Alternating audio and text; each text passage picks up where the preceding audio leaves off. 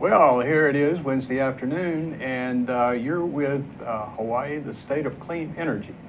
It's what we do every Wednesday afternoon. We have some great guests come on and talk about what's happening in the energy world here in Hawaii.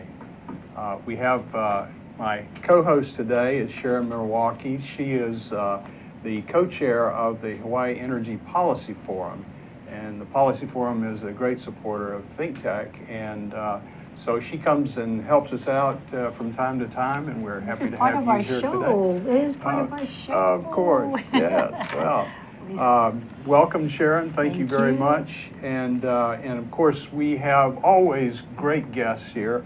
And Warren Bollmeier is not new to this. We bring him in once in a while to kind of check up on things and find out what's happening in the renewable energy world. Warren is the president of the Hawaii Renewable Energy Alliance, and he has been around so long, he knows just about everything that's ever been done in the renewable energy world here. So we're happy to have him. He can shed some light on some of the things that are going on now.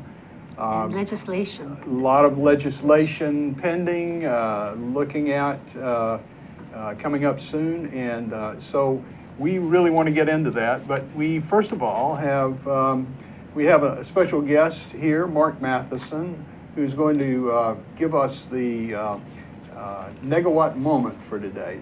Mark works for me. I'm the program manager for Hawaii Energy.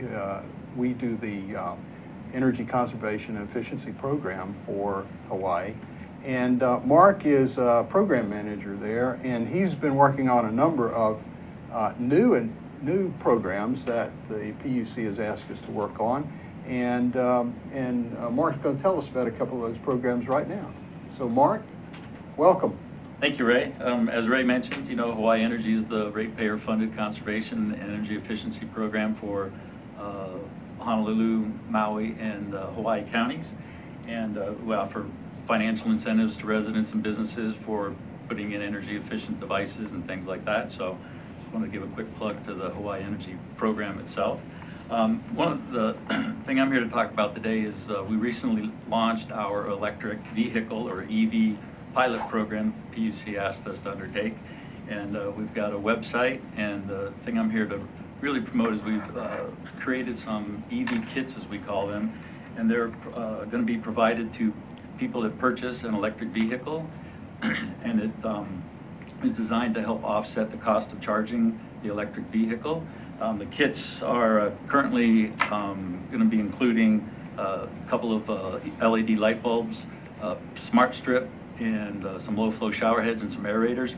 And the idea behind this is to help offset the cost of charging your electric vehicle. And right now we've got Tony Nissan is one of the dealers that's participating, and we are looking for other dealerships to participate in the program. What we've done is we have provided the dealers with little redemption cards that have a code on it. When somebody purchases an electric vehicle, then the dealer will give them the card. They'll go to our website, which is EV for electric vehicle, ev.hawaiienergy.com. Put in the redemption code, and we'll mail them the kit. And also, when you go to that website, we've got a nice little educational display in there that shows some of the different energy efficient things that you can do to help offset the cost of charging your electric vehicle. And sort of a mix and match. You can put in a solar water heater, a couple of LEDs, and you've just then offset the cost of charging your electric vehicle at home. So to qualify, you need to be purchasing or leasing a plug-in hybrid electric vehicle or just a regular electric vehicle. And I think that's about it, right, Ray? Sounds good. I'm very happy to hear that we are now getting involved with the EV side of things. You know, we've been conservation and efficiency for a long time, but the PUC sees a lot of connections out there that need to be made, and this is one of them. So they directed us to do this. You know, in the past, you used to get the incentives for to get the EVs. You would get a tax incentive for your charger or for the car itself. Is that still going on? Because that was federal stimulus money, but does the state have any of that kind of money around for people to actually offset the actual cost? There are still rebates available, up to, I believe it's $7,500. So That's a federal Federal program. rebate, and that's based on how many cars have been sold. And I don't know what the cutoff is, but we're nowhere near the cutoff yet. And I think each manufacturer can sell so many before they lose the ability to have the tax credit given on that particular. So is Hawaii model. Energy helping people who want to purchase how to go about getting the rebate or signing up, or how do they do that, or is this just the program to just give? We're trying to do our part by offering these EV kits that are, worth about $50, but can save people about $200 a year when they go in and install the lights and the smart strip and the aerators and things like that. So trying to do our small part. And we've got 50, right now we've got 50 kits, first come, first serve, free kits. And probably in the next month or so, Hawaii Energy will then have similar kits available on our website that are free. And then for a fee of about $10, they can get sort of a extra special kit from Hawaii Energy. What's in this special kit, the extra special? It's got a couple little upgrades, instead of, of course, I knew you were going to ask me that, but that's, I think Caroline's going to come on probably in the next couple of weeks and talk a little bit more about that. So that's, stand by, more to come, but we'll have a standard kit and then an upgraded kit. And again, sort of around the same idea, just by doing some simple energy efficiency measures, you can save yourself a couple $100 a year. And again, we're trying to use this EV kit as a way to sort of jumpstart getting people more interested in electric vehicles, and also showing them you can offset the cost of charging your electric vehicle by doing some simple energy efficiency device installation, solar water heaters, some light bulbs, get rid of that old refrigerator on the lanai, replace it with an Energy Star appliance, those sorts of things. That's great, because transportation is one area we want to see move Absolutely. ahead. So getting into the EV is great. Absolutely. Well, Mark, thank you very much for coming and being with us today. It's always good to hear Hawaii Energy doing these great things out there. And Mark, again, project manager for Hawaii Energy, and we thank you very much. Thank you. Come Mark. back and see us. My pleasure, thanks. Anytime the boss Aloha. asks. Okay, well, now let's turn. I think Sharon, you had a few things you wanted to pitch that might be coming up here in the very near future, and I'd like to get that out there so Thank you. People will know. New developments, just news. This week, the forum has an annual legislative briefing every year. This is our 11th annual, and we focus on issues and updates on the whole gamut of clean energy, from transportation to the utilities to renewables and technology, and also entrepreneurship with the energy accelerators. So it's a full day with energy efficiency as well. I know you're looking at me. When is he going to say that? Energy efficiency as well. And it starts at 1:30 this Friday, the 16th. And it will be at the State Capitol Auditorium. It'll go for about two and a half hours. And you will hear everything you need to know about energy, and we'll have some time to have questions and answers. You'll also hear from legislators, our Energy Committee chairs, Representative Lee on the House side, and Senator Gabbard on the Senate, and our our Budget Committee chairs from House Finance and Senate Ways and Means. And we will have an integration panel that will look at the bird's eye view, 50,000-foot view of what really needs to happen in Hawaii, what kinds of things should we stay the course on, what kinds of things should we stop doing because it's not effective, and hopefully we'll have a lot of good information being shared. And a lot of dialogue going on and networking. So I urge everyone to come down at the Capitol, 1:30 at the State Capitol Auditorium in the chambers. And we've the forum has been doing this for a number of years. This is the And 11th annual. 11th annual, 11th yes. annual, yes, yes. So it's pretty popular. I mean, it's somewhere where the legislators and their staffs can come and sort of get the picture from us who've been living this all year long. Right. And find out what our thinking is. And it gives us the opportunity to share with the legislature and the public in not so technical terms, that we have to push ourselves to say, okay, what is really happening and what do we want to do in terms that everybody can understand and Right. support. Right. And so I think it's a real good opportunity for both those in the energy field as well as the public and especially our policymakers to see what's going on. So this Friday, 1:30, State Capitol Auditorium, the 16th of January.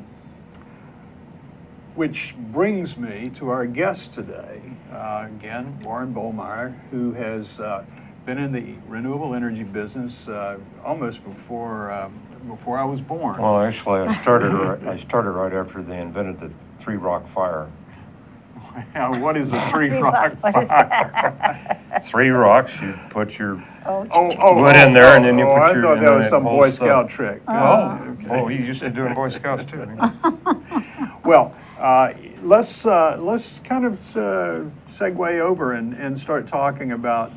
First of all, could you tell us most people in the audience, I'm sure, know you, but there may be some new people that don't know I who you severely are. doubt Could you that, tell yeah. us a little bit about your background and how you've come to become so well known for your energy prowess?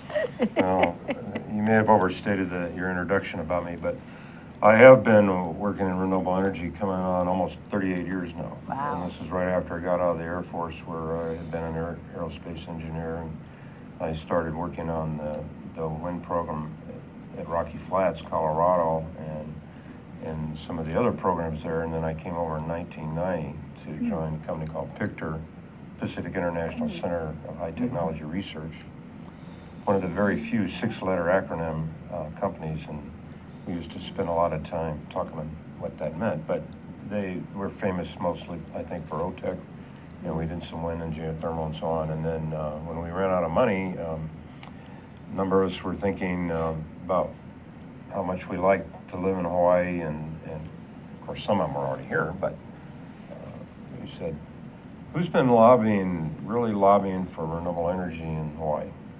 Because the state energy office has done a lot, but they're kind of constrained in what they can say, right? So anyway, that was the genesis for starting up HREA, and we've been involved in various policy issues, starting from net energy metering to renewable portfolio standards, to energy efficiency portfolio standards, and on the regulatory side, something like 30 dockets. So, yeah, we've been involved in a lot of what's been happening, and I think generally we've seen a good movement towards renewables. And this was before the Hawaii Clean Energy Initiative, and because I always tell people when I'm traveling that I think we have really good policy in Hawaii, and it's been strengthened with the Clean Energy Initiative. But like other states, the problems generally occur in implementation, and so part of the implementation is trying to figure out how best to support the goal, and that's where we had things like the renewable energy income tax credit and so on, and at the federal level other tax credits and so forth. And that kind of brings us to, well, what's maybe happening this year on the legislative side. I think that's what we want to focus on after the next break. Let me let you get wound up here, and we'll come back in just a few minutes and talk about what's happening today. So here we are, Sharon Moriwaki, Warren Bollmeier, and Ray Starling here with you. We'll be back in just a moment.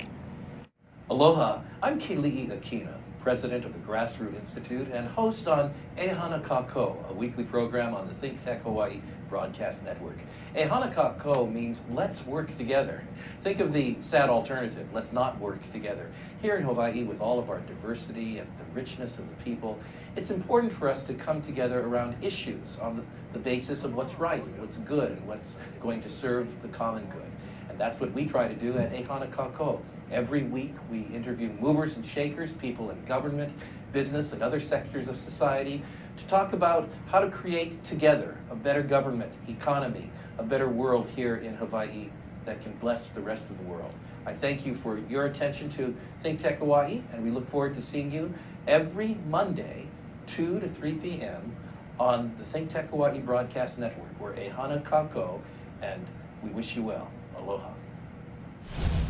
Story many times. Okay, we're back with you People have. today. This is Hawaii, the state of clean energy. My co-host today is Sharon Moriwaki. She is the co-chair of the Hawaii Energy Policy Forum, and we've got a great guest, Warren Bollmeier, who was just about wound up to start telling us about what's happening now, but we'd like for him to just briefly tell us about the constituents that he works for at the Hawaii Renewable Energy Alliance. All right. Well, we have evolved over the years, and at this point, we're, as I always say, the companies that I represent are the guys that actually do stuff, whereas I spend most of my time, it seems, talking about doing stuff. But as an engineer, I began to learn that sometimes it's hard to actually do stuff without talking about it first. Mm-hmm. And of course, this really all started back with the first arable embargo in 1973, and the laws were passed by federal government to look at alternative sources. And it wasn't just renewables, it was what was called cogeneration, and also called combined heat and power. An example of that is like the power plant over at HCNS. So there's always been then an interest on the non-utility side to do these types of projects. And so whenever a company felt like they had a good site to do a project and they can make some money and sell that by making money, by selling electricity to the utility, they can make money. And so most of the companies that I represent do just that. And so examples, wind and members include First Wind, which is now being acquired by Sun Edison, Hawaii Renewable Development, and Tahiri Wind Power. The last two are on the Big Island.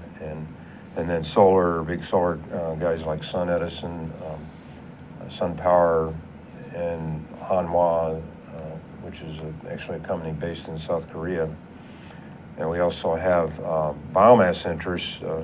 We had some companies early on that were trying to do ethanol, and they struggle with that and so forth. That hasn't come to the market. And that's what it's all about, is we're interested in getting access to the market for the non-utility generators, which can and have shown that can provide energy at a lower cost. Now, what we do now have still on the fuel side is Pacific Biodiesel. Right. And we'll be talking about some bills this year to help support projects like theirs, but more importantly, help us do more on the transportation side of the Clean Energy Initiative. Do you have all the renewables represented in HRE? Oh, no, of course not. So Our sister, well, no, we don't have a geothermal member. So right now it's wind, solar, biomass, and one of my wind companies also has an interest in hydro. Has done some work in hydropower here. It's been a focus on, like I said, getting access to the market. So that means negotiating contracts with the Hawaiian Electric Company and possibly a new utility in the future and so on. So we now have on the order of 200 megawatts of wind power. When I came over in 1990, there was like maybe 9. No, you can't attribute it, my coming over here, to 200 megawatts. Why not? Okay? And then there's like 407 megawatts or something like that, solar. And our sister organization, Hawaii Solar Energy Association, they've been around since more like, I want to say, late 70s. And so we work together, always have done. And so they actually have a lot more members by numbers. A lot of the companies that are putting in solar hot water and photovoltaics. So the real question now is continuing to work with the utility to put more renewables in, and there's been a lot of problems, and so we have a lot of regulatory processes to try to figure out how better to integrate. But I think the subject that we want to get to here today is what's on the plate of the legislature this year, and Sharon, What I'll do let we you. know, what do we know is going to be there now? Then we can speculate about what should be there, Well, what might be I there. wanted to start with what the forum's doing. Okay, And, yeah, that's and fine. I'll say a few words about, maybe Sharon want to chime in. Every year we have kind of like a summit, right? Where we sit around and say, okay, what should we do next? And then this year we had an interesting process that was somewhat, well, you were there, but, well, wait a minute, the people in the audience don't know. Okay, well, it's like cyber-oriented almost. It's like everybody, we voted on what we thought was most important. And so coming out of that voting process is a consensus of the members of the forum that were there then and said, okay, well, part of it is studies that we might want to pursue that don't require action by the legislature. And then we came up with 4 or 5 bills.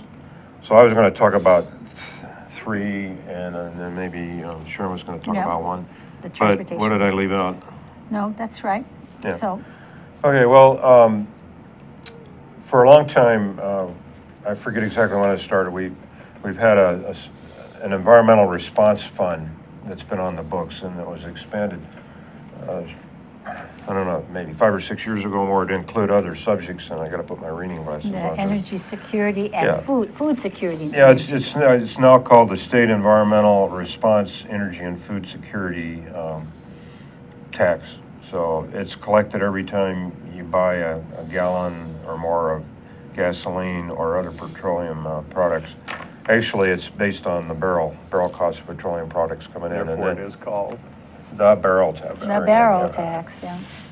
And it's been unfortunately used the last several years where a large amount of the funds were diverted to the general fund in order to help balance the state budget. And so this year, the bill that's got support from the forum at this point is to put the monies back into the areas that were originally planned. And so right now the barrel tax is $1.05. So 15 cents of that now, if this bill is passed and signed into law, would go to the Environmental Response Fund, 40 cents to energy security, 10 cents to energy systems development, and 40 cents to ag development and food security. So one of the themes you might have been picking up on here is food and energy security. Because a lot of times we were just focusing on the energy side, and then people began to realize that it takes energy to do farming, and then also if we can more importantly reduce the cost of energy at the farm, then we can encourage more farming here and so on. So the Ag Department and Department of Business, Economic Development and Tourism are being involved with this, and part of that money goes to pay salaries at DBED, as I understand it. But again, food and energy security. So we've always wanted to get off of oil. That's in state law. But keep in mind also there's a big goal to improve our energy security. So the less we import in the way of energy, the better for us. And this fund is designed to help promote this supporting activities. Okay, so that's the barrel tax.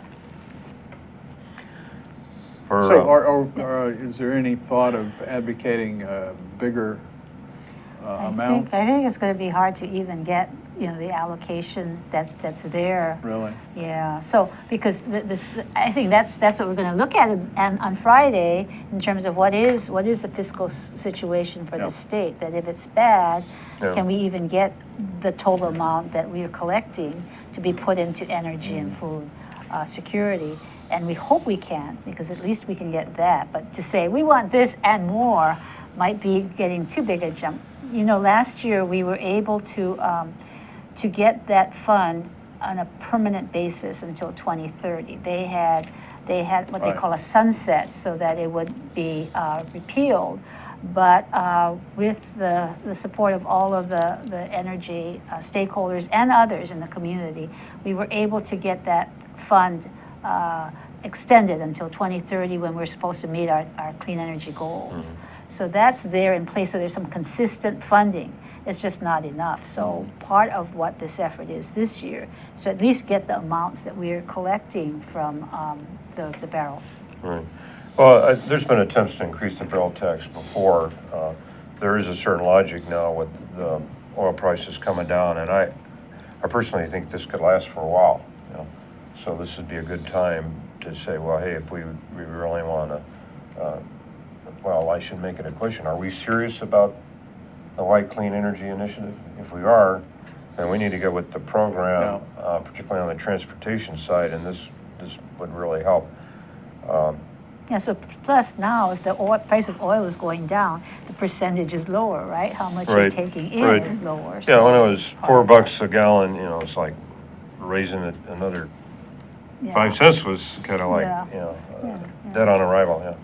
Okay, so there are two other So bills. we want support for that, Yeah. definitely. Well, that what we amount. should say is that this is the bill that we have been working with Senator Mike Gabbard and Representative Chris Lee to introduce. Now, this is not to say that there might be other bills introduced by someone else, which may have a different flavor, you know, and there'll be lots of discussion, I'm sure. So do we have time to dive into the next Yes. two bills? Oh, sure. Oh, yeah, Okay. all Sure. the bills, you should go all Go of for it. Okay.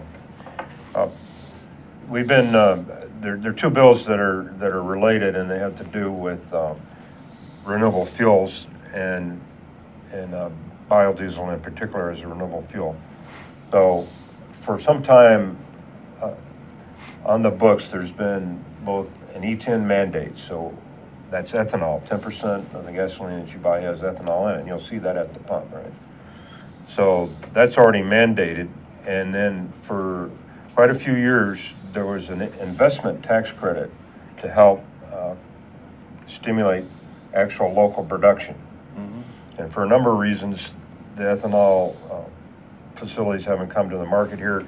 In part, I think it is due to the advancement of the technology didn't occur as fast as was believed would happen, and then there are certain problems with the finances, particularly with the recession in '08, and then sometimes when projects lose momentum like that, it's a hard time to come back. I see that, for example, cellulosic ethanol is now starting to be done on the mainland. That was the big thing we thought was going to happen with the ethanol. But the investment tax credit, is just limited to that. So when we were debating previous years about what to do, we decided maybe we should expand it in some fashion and to include more options. And first just biofuels and now renewable fuels, and I'll explain here in a minute the difference. But first let me explain that we're talking about now a production tax credit rather than an investment tax credit. So the investment tax credit would mean if you install, it's similar to the solar tax credits.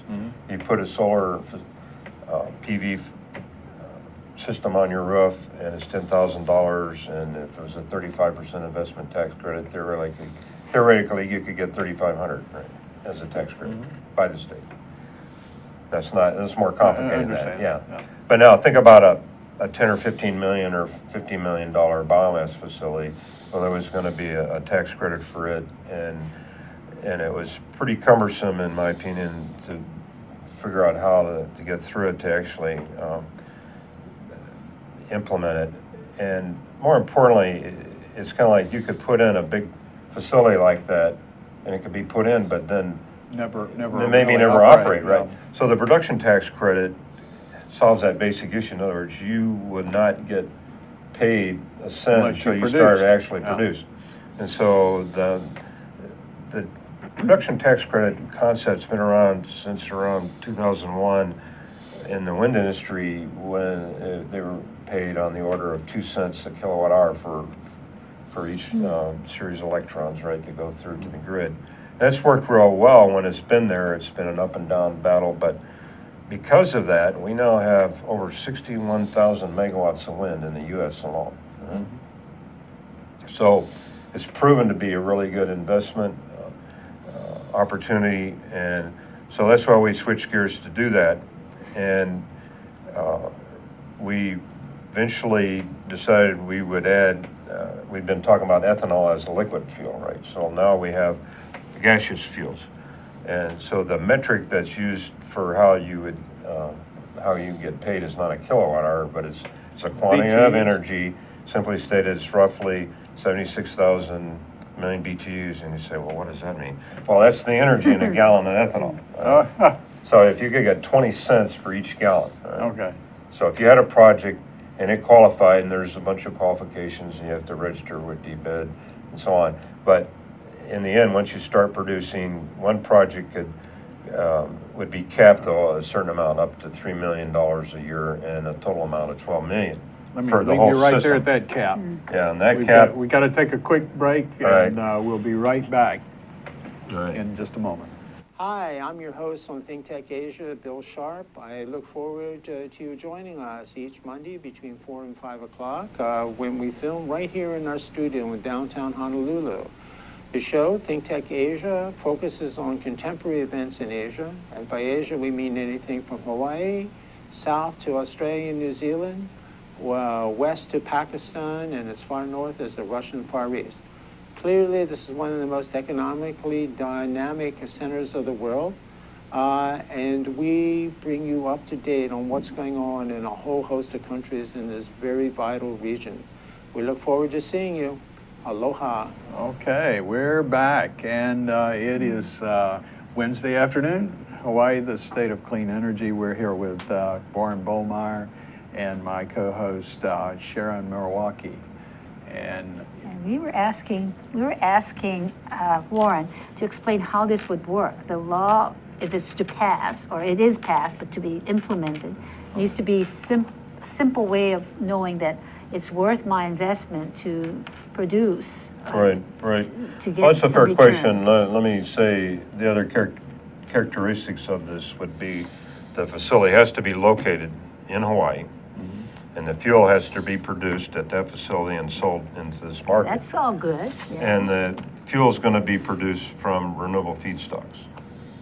And there's a long laundry list, but the ideal thing would be if you can imagine some energy crops that would help develop the ag sector, feeding into products like biodiesel, but also renewable fuel could be a gaseous in the form of either wind-generated electricity to electrolyze to get hydrogen to run in fuel cells. That's another option. Now, what makes this such a good deal for an investor? Well, it's been shown for years now that the production tax credit mechanism actually works, but the way it actually works is somebody has to come up with a project. And the money. But then typically there'll be some combination of debt, loans to the company or maybe bonds, but also investors, right? So the equity side. So you'll often hear the phrase tax equity. That's basically means you find an investor that really has an appetite for tax credits because he can offset his income and then use that money to reinvest. So what has to be shown though by the developer, the company or group of companies that actually develop a project is, well, exactly how much could we produce each year? And then you get a revenue stream and you run through all the assumptions about the cost of money and all these things and you come up with an answer, and then you get an estimated rate of return, and then if it's acceptable, then that's what, actually to a large degree financial, the actual investors will help drive that decision. Well, to make this work, because there's always risk involved in projects. So as Ray was saying during the break, if it's a low risk project, then why would, it'd be a slam dunk, right? Anybody that's tried to do a renewable project in Hawaii knows that it's not the easiest place to work. Matter of fact, it's hard to develop projects anywhere, and so there is a certain amount of risk, but then the reward can also be good. So that's the best way this will work. But the key thing is what we're trying to do is to simulate local production, just like we have from wind and solar. And the more investors we can get in Hawaii, that's fine. But the main thing, we're going to help reduce the amount of fossil fuel that comes in. For example, one thing that would be really good is if we could figure out a way to offset the total amount of diesel fuel used on the ground by 2 or 3 of these type of facilities, then that would be a really good thing. 45 million gallons a year. So what is stopping this bill from passing? It's not new, right? So where's the hang up? Well, the last couple of years, at the end of the session, things tend to get crazy in general. But the last couple of years, and particularly 2 years ago, the budget was really tight, and it's like when there's this message that comes down, it's like nothing new, then you realize it's going to be a tough sell. So the question this year is whether, I think we were close last year, but then there's factors coming into play that I can't explain because I just don't know. But there is a lot of the so-called horse trading going on, because last year there was a lot of disappointment on the education side, like several of their bills that they had good consensus on, they didn't make it. But isn't this just an authorization that if you come in, so you don't need millions up front, right, on for the tax credit? So it's going to take a while for any company to come up with enough capital to start a production facility. But so why is there resistance to And you talk about resistance authorizing where? From the legislature? of not getting this bill passed? Well, This is see, not- right now, the investment tax credit is still sitting there in law with 12 million potentially there. Oh, so it's there already. The money for that's already there, but no, if somebody could bring an ethanol facility to the market next year or whatnot, then put it in a couple of years, then unless the law changes, you know. So what But is? that's a period of several years at a minimum, Okay. you could do all Well, that. not getting into the weeds on this, but what, so Well, what, actually, we are, you know, yeah. so what is the bill? Because if there is something already on the books and it's not being used, why are we going for? Okay, well, another as bill? I said in the beginning, we wanted to broaden the list of projects that could be done, and it was clear ethanol wasn't going to get done or anytime soon. And so there was a lot of input that led to, yeah, let's encourage somebody still to do ethanol, but there could be ethanol facilities, see. or, you know, So biodiesel, so just green diesel, there's a whole list of potential So fuels. let me just clarify. So right now on the books, there's a production tax credit for No, ethanol. it's investment tax credit. Oh, so it's not a production Right, tax, we even for made that change. ethanol, Right. even for ethanol. Right. Okay. So this is to expand it Right. to other fuels, biofuels, Right. and also to make it for production, not Yeah. for investment. And, Okay. and let me mention one more other thing, because I had always imagined that this could be really of interest to the oil companies, because if they have somebody else producing the fuels, they could just buy them. And so far, I'm not saying they're going along with that. I think it's all market driven, and so that's the other side of the equation. You could produce a lot of electricity, but if you don't have a place to sell it, where's the market? Right. So the Renewable Portfolio Standard is the mechanism that really creates the market. Remember in 1978, the Public Utility Regulatory Policy Act required utilities to sit down with independent power producers, but we've seen how that's played out. But keep in mind, we already do have a lot of independent power. AES Coal is an independent power producer, and Kalailoa, HCNS on the Big Island, now all the wind farms, and we have 2 5-megawatt PV. You know, so a lot of stuff has happened. It's just that, in my opinion, it could have happened a lot quicker.